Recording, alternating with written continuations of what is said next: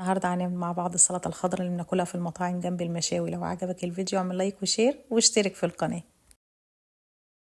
اول حاجة انا هنا مقطعة بصلتين وسط شرايح ومفككاهم من بعض، ممكن تقطعوهم مكعبات من البصل الاحمر عشان بيدي تسكيرة حلوة.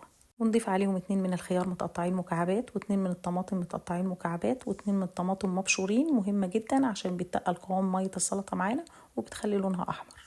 ونضيف عليهم كمان نص لفة من الشبت والبقدونس والكزبرة وفلفل رومي اخضر متقطع مكعبات. بعد كده هنعمل الدقة بتاعتنا اللي هتدينا احلى طعم للسلطة. نجيب 4 أو 5 فصوص توم، وممكن 2 أو 3 حسب كمية السلطة. هنضيف عليهم معلقة صغيرة من الكمون والكزبرة والبابريكا، ونص معلقة صغيرة من الفلفل الأسود، ومعلقة صغيرة من الملح، ونص فلفل حار عشان بيخلي السلطة سبايسي شوية.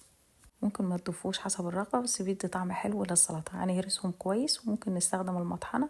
بعد كده هنضيف عليهم عصير ليمونتين و3 معالق من الخل.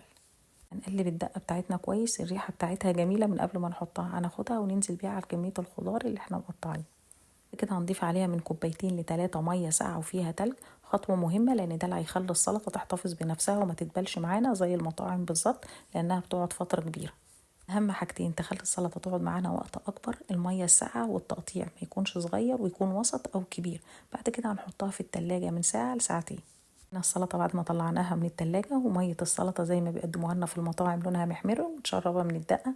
هنا الخضار نزل كله ميته وتشرب من الدقة. هتعملوا أحلى سلطة خضراء، جربوها وبالهنا والشفا.